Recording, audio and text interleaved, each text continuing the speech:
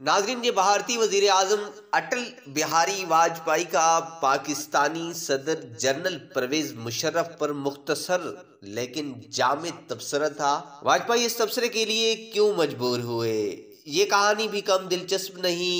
सदर मुशर्रफ 14 जुलाई 2001 को पाक भारत मुज़ाकरात के लिए आगरा पहुंचे। वाजपेयी उस वक्त भारत के वजीर आजम थे। वो अपने दौर में मसला कश्मीर हल करना चाहते थे। ये उस सिलसिले में 20 फरवरी 1999 को लाहौर भी आए। मियां नवाज शरीफ के साथ उनकी मुलाकात हुई। ये मामलात आगे बढ़ रहे थे कि अचानक कारगिल का वाक़या पेश आ गया। कश्मीर पर पेशरफ्त रुक गई। कारगिल का महाज ठंडा हुआ तो 12 अक्टूबर 1999 हो गया। मियां नवाज शरीफ फारिग हो गए। जनरल परवेज मुशर्रफ ने इक़्तिदार संभाल लिया।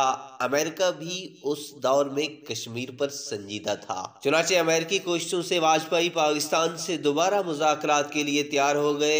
आगरा में मीटिंग का फैसला हुआ। जनरल परवेज मुशर्रफ उस वक्त तक मुल्क के चीफ एग्जीक्यूटिव थे।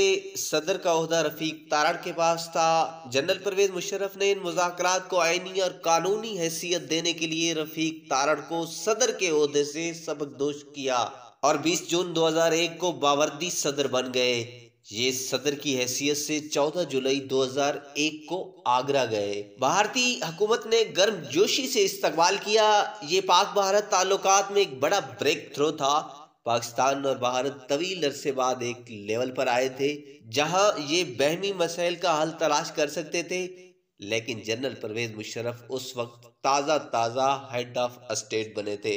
वो बाहर जाते हुए 54 साल पुरानी दुश्मनी का संदूक भी साथ ले गए। वो 3 दिन भारत में रहे। आगरा में उनके वक्त की भारतीय रोमा के साथ निस्फ दर्जन मुलाकातें हुई, लेकिन बैल मंडे न चढ़ सकी। आगरा कॉन्फ्रेंस नाकाम हो गई। जनरल मुशर्रफ 16 जुलाई की शाम नाकाम वापस आ गए। जनरल मुशर्रफ की वापसी के बाद वजीर आजम अटल बिहारी वाजपेयी के साथियों ने उनसे जनरल परवेज मुशर्रफ के बारे में पूछा। वाजपेयी मुस्कुराए और फिर जवाब दिया, He does not have sense of history.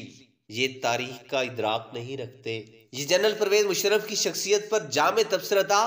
हम यकीनन वाजपेयी के इस तबसरे से इत्तफाक नहीं करेंगे, क्योंकि हम अपने इलाकाई मसाइल को हमेशा अपने मखसूस जाविये नज़र से देखते हैं। हम उस लीडर को लीडर मानते हैं जो भारतीय सरहदों की तरफ मुंह करके सुल्तान महमूद गजनवी बन जाए, जो पाकिस्तानी सरजमीन पर भारत को ललकारे, जो सरहदों पर खड़ा होकर ओए मोदी का नारा लगाए और जो भारतीय जमीन पर कदम जमा कर पूरी भारतीय कौम को ललकारे।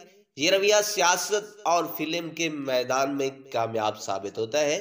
लोग इस पर दीवानावार तालियां बजाते हैं, लेकिन ये सफारतकारी में जहर कातिल होता है। सफारतकारी शाइस्तगी, नरमी और बर्दाश्त का खेल होती है। आप इस खेल में आहिस्ता आहिस्ता चाले चलते हैं और सिर्फ अपने टारगेट पर नजर रखते हैं। वीडियो को लाइक और चैनल को सब्सक्राइब करना ना भूलिएगा।